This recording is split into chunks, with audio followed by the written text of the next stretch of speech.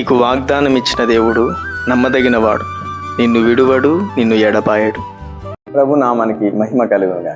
చూడండి, ఉదయకాలమే దేవుని మాటలతో నీ ఉదయాన్ని ప్రారంభించినప్పుడు, ప్రార్థనతో నీ ఉదయాన్ని ప్రారంభించినప్పుడు దేవుడు క్షేమం నీకు కలగజేస్తాడు. ప్రతి విషయంలో నీకు కృప చూపిస్తాడు. ప్రతి విషయంలో నీకు ఆదరణ కలిగిస్తాడు.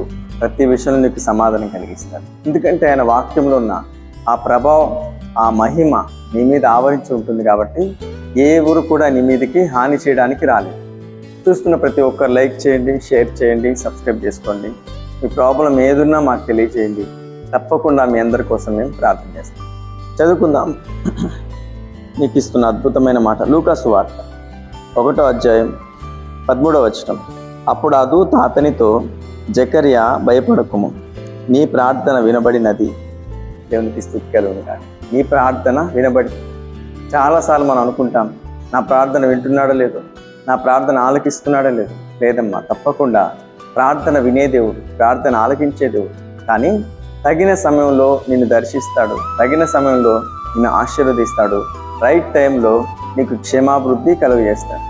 చాలా సంవత్సరాల నుంచి జకర్యా ప్రార్థన చేస్తున్నాడు. తన భార్య ఎలిజబెత్ కూడా ప్రార్థన చేస్తాడు. వాళ్ళు ఎక్కడా కుంగిపోలేదు, ఎక్కడ వాళ్ళు అధైర్యపడలేదు, ఎక్కడ వాళ్ళు కలవరపడలేదు. వాళ్ళు ఎంతో విశ్వాసంతో, నమ్మకంతో, ఓర్పుతో, సహనంతో వాళ్ళు ఆయన దగ్గర కనిపెట్టుకొని ప్రార్థన చేస్తూనే ఉన్నారు. మనం ఒకసారి ప్రార్థన చేస్తాం, లేక జరగకపోతే మనం చాలా దూషించే విధంగా మాట్లాడుతూ, కానీ ప్రభు నీకు సమీపంగా ఉన్నాడు, నీ ప్రార్థన ఆలకిస్తున్నాడు.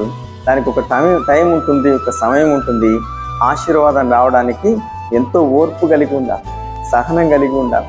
ఈరోజు నీ కుటుంబంలో సమస్యలు ఎక్కువ అవుతున్నాయని, బాధలు ఎక్కువ అవుతున్నాయని, శోధన ఎక్కువ అవుతూ ఉందని, రోగం ఎక్కువ అవుతూ ఉందని ప్రార్థన వినలేదు అని డిసైడ్ అయిపో.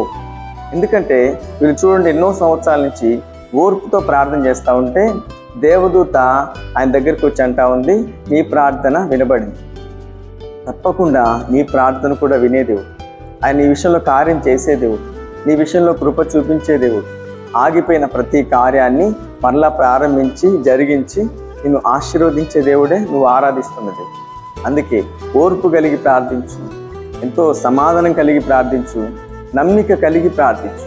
తప్పకుండా నీ ప్రార్థన విని నీ విషయంలో కార్యం జరిగించి నిన్ను ఆశీర్వదించి అందరికంటే హెచ్చుగా నేను హెచ్చిస్తాడు, నేను ధైర్యపరుస్తున్నాను. ఈ మాటలు నీ జీవితంలో ప్రభు నెరవేర్చి ఈరోజంతా ఆయన మీకు తోడే ఉండి నడిపించునుగా. ఆమేన్. కళ్ళు మూసుకొని ప్రార్థనలు ఏకీభవించండి. మీ అందరి కోసం నేను ప్రార్థన చేయబోతున్నాను. మహాపరిశుద్ధుడా, మహోన్నతుడమైన యేసయ్యా, నీకు స్తోత్రములు నాయన.